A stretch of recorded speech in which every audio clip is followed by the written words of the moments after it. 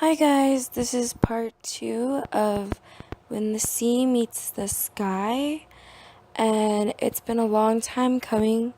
My voice, it comes and it goes. I was over at my uncle's wedding over the weekend and it was wonderful. I didn't realize that I didn't post this up and that I didn't record a narration for it.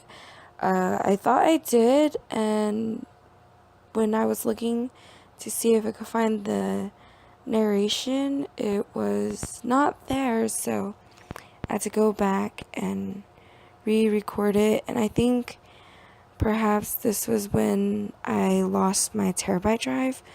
I put it in a box, and then that box was moved because I wasn't really home all that often, and I had people in and out of my room, so it was also very difficult for me to find time to narrate. But yeah, I'm back, and this is the second part of it. It's almost a year later. Well, not quite. It's like maybe 7-8 months later.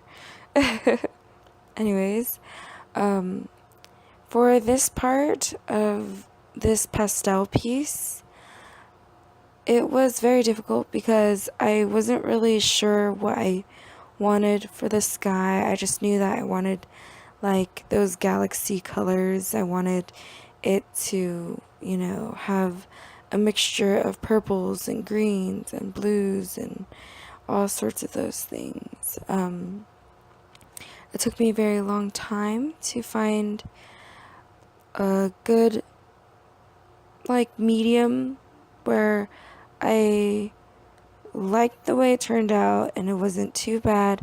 Again, I don't really practice pastels as often as I should and as often as I want to, mostly because I never have the right paper for pastels.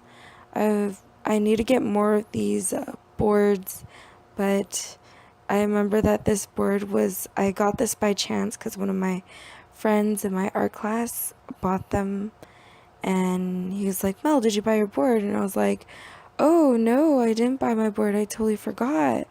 And then he's like, "Well, I got extra, so if you want any, here, I have extra." So I bought off a board from him, and that's how I got this board. And I ended up not being able to use this board, which was a pain because this board is really beautiful. But at the same time, I got lucky because then I could use it for this piece. So you never know how things are going to work out. Again, if you watched my part 1 for this piece, the easiest part was the mountain that I created. The hardest part, I would say, is the sky, mostly because I'm not really used to landscapes or anything like that. I'm not used to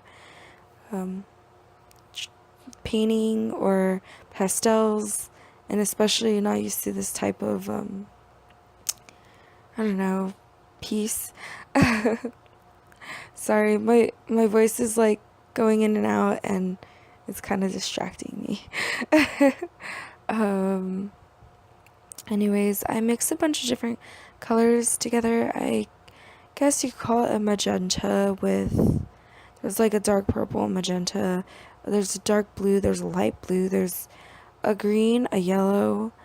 I didn't use the green and yellow as much. I used more of that dark blue. I mixed white in.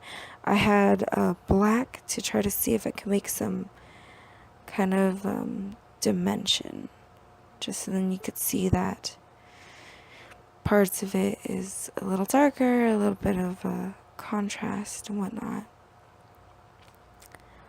Honestly, I don't know what I was expecting when I made this piece.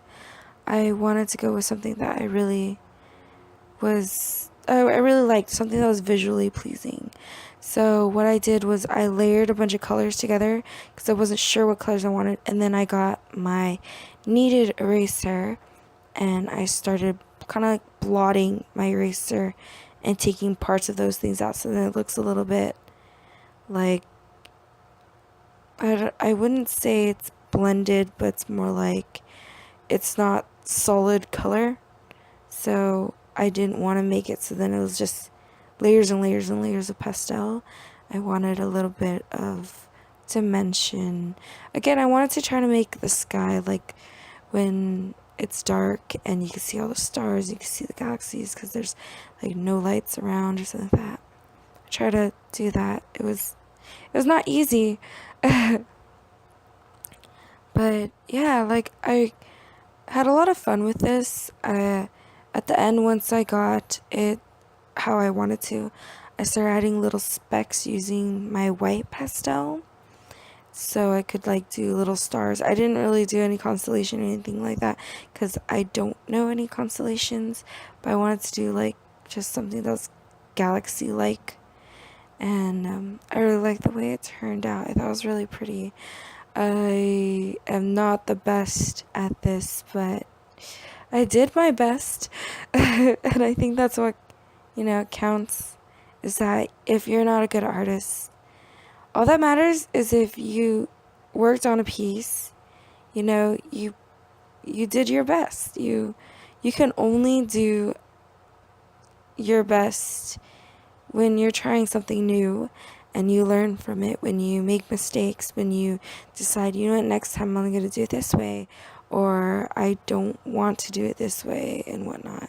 So practice makes perfect. I always say that. And I think it's true because you would never get anywhere if you don't practice. You'd never get better if you don't practice. And honestly, you're not born knowing how to make things usually, so all you gotta do is practice. Anyways, thanks for watching. I'm sorry that was such a long time, but it's finally here. I love you guys, and I'll see you guys next time.